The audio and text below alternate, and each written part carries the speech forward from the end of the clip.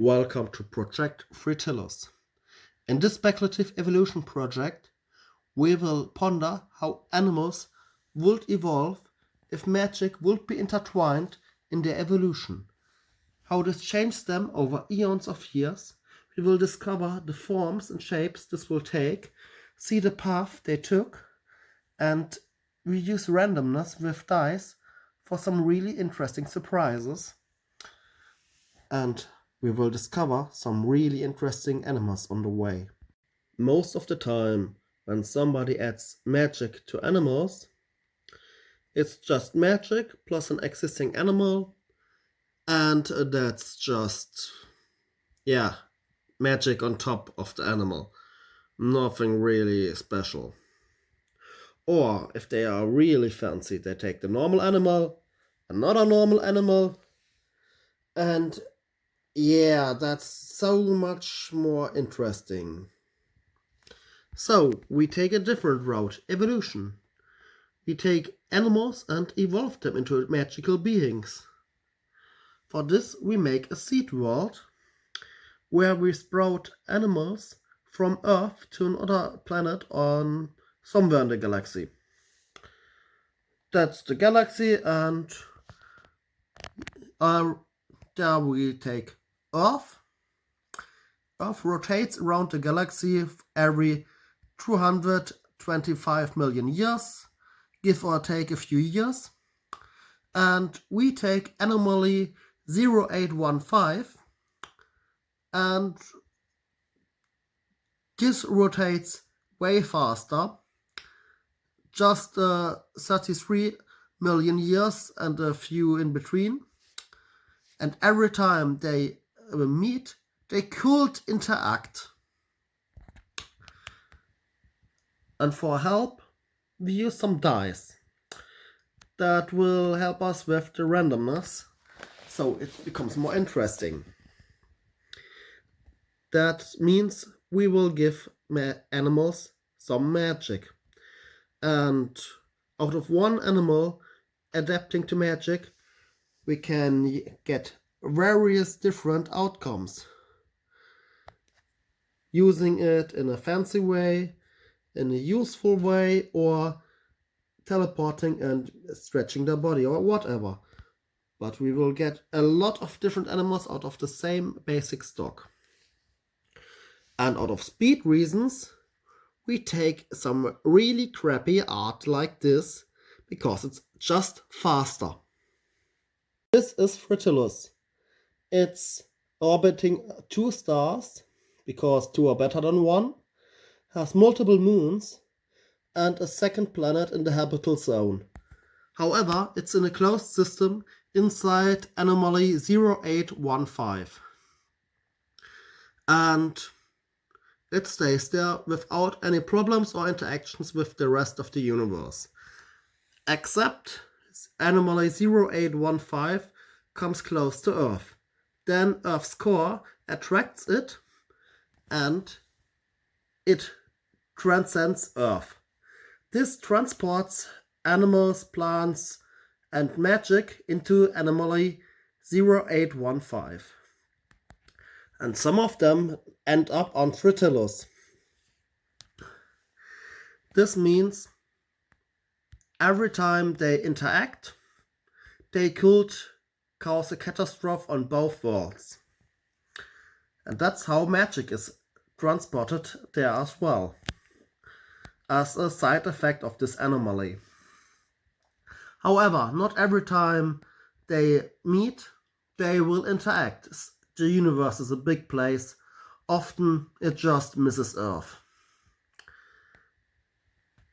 But once it hits, it transports time magic that speeds up time. Only speeding up, not slowing down. Evolution will work with that. However, other magic will be included later, like temperature magic that divides temperature, makes one place colder and another hotter. Or weight magic, where it has the same density but increased weight, and therefore more force behind it. Or spatial magic, where stuff can be much bigger on the inside than on the outside.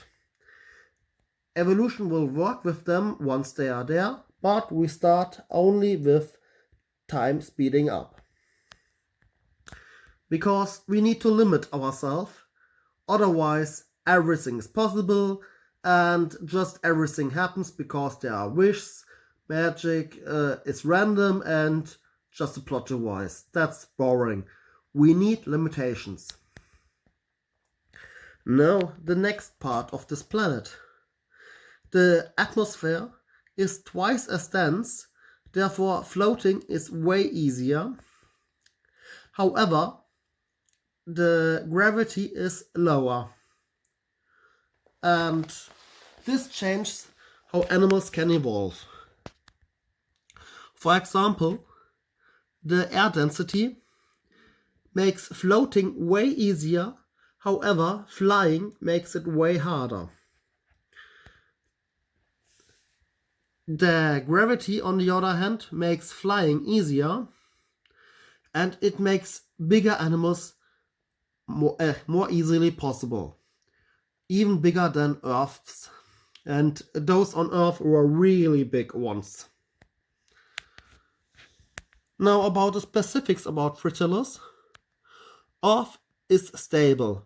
It rotates around its own axis. Fritillus is not stable at all. The climate and the temperatures can change all the time. A place can be a million years hot and then it becomes cold. It could be a few years. There are no seasons because of this. It's a random scattering around and having random paths. That's not really good for stability in life. And that means there are no real seasons. On Earth we got seasons: spring, summer, fall and winter. On Fritillus, yeah, you can have them in a row, but you don't have to. It's a surprise every time. And that's not all. Fritillus is smaller than Earth. That's of course because of the lower gravity. But this means the land masses are smaller as well. Therefore, species can travel easier around the globe since there's less ocean, there's less more land. That's just easier to go around. It's not as far. And where do we start? We start 540 million years ago. That's just before the Cambrian explosion in the Ediacaran. And we will go up till today if we manage the whole way, because that is a lot of time and I hope I will manage that. And this will be the really interesting part for me. If I get a good feedback, I'm way more motivated to go all the way up today. And once you see the Ediacaran animals, when we can call them animals, you know why that's so long ago.